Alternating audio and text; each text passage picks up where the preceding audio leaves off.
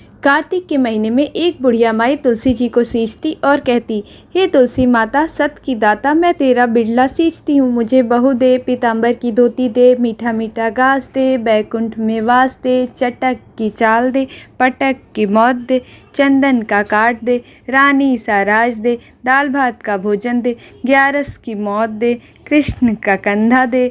तब तुलसी माता बुढ़िया माई की यह बात सुनकर सूखने लगी। तब भगवान ने पूछा, हे तुलसी तुम क्यों सूख रही हो? तुलसी माता ने कहा, एक बुढ़िया रोज आती है और यह बात कह जाती है, तब से मैं सारी बात तो उसकी पूरी कर दूंगी, लेकिन कृष्ण का कंधा कहाँ से लाऊंगी? तो भगवान बोले, जब वो मरेगी तो मैं अपने आप कंधा दे आऊँगा, तू बुढ़िया माई से कह देना। तब बुढ़िया माई जब मर गई, सब लोग आ गए, माई को ले जाने लगे तो वह किसी से भी ना उठी, बहुत भारी हो गई। तब भगवान एक 12 वर्ष के बालक के रूप धारण करके आए। बालक ने कहा, मैं कान में एक बात कहूँगा तो बुढ़िया माई उठ जाएगी।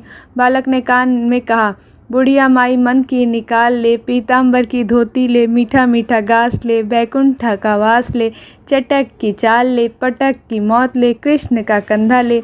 यह सुनकर बुढ़िया माई तुरंत हल्की हो गई। भगवान ने कंधा दिया और बुढ़िया माई को मुक्ति मिल गई। हे तुलसी माता, जैसे बुढ़िया माई को मुक्ति दी वैसे सबको देना। तुलसी विवाह की सभी को शुभकामनाएं।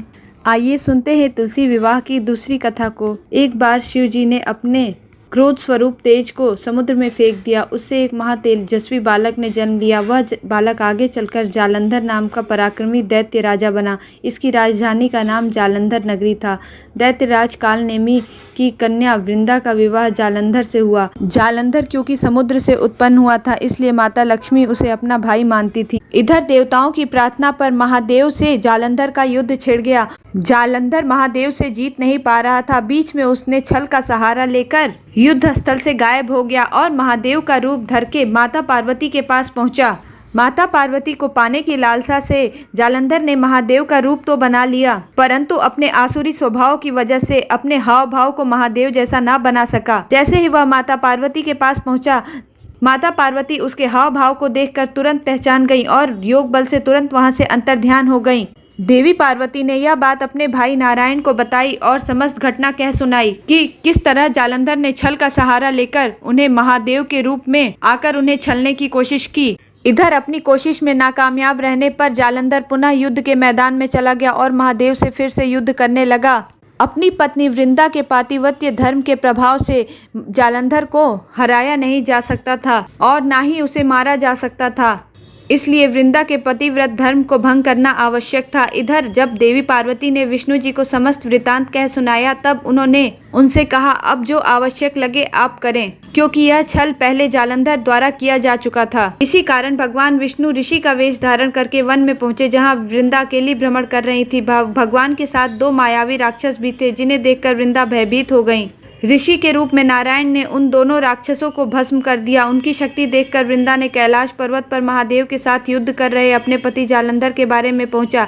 ऋषि ने अपने माया जाल से 2 वानर प्रकट किए। एक वानर के हाथ में जालंधर का सिर था तथा दूसरे के हाथ में धड़। अपने पति की यह दशा देखकर वृंदा मूर्छित होकर गिर पड़ी। होश में आने पर उन्होंने ऋषि रूपी भगवान से विनती की कि वह उनके पति को जीवित कर दें। भगवान ने अपनी माया से पुनः जालंधर का सिर धड़ से जोड़ दिया, परंतु स्वयं भी वह उसी के शरीर में प्रवेश कर गए। वृंदा को इस छल का तनिक भी आभास न हुआ। जालंधर बने भगवान के साथ वृंदा पतिव्रता का व्यवहार करने लगी, जिससे उसका सतीत्व भंग हो गया। ऐसा होते ही वृंदा का पति जालंधर युद्ध में हार गया।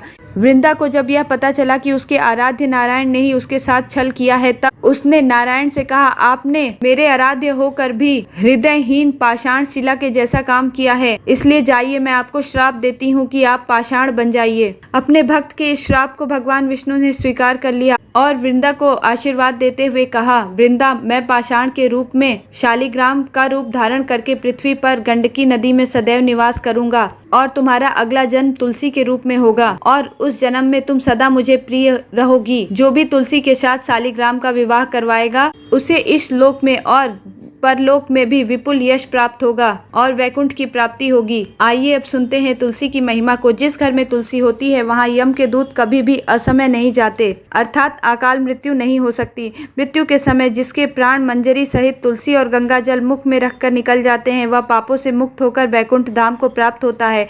इसीलिए मृत्यु के समय तुलसी और गंगा जल व्यक्ति के मुख में डाला जाता है। नारायण तुलसी की पत्ती रखने के बाद ही भोग को स्वीकार करते हैं और इसी वजह से तुलसी जी को कृष्ण प्रिया अथवा विष्णु प्रिया कहा जाता है। हरे कृष्णा, श्री राधे।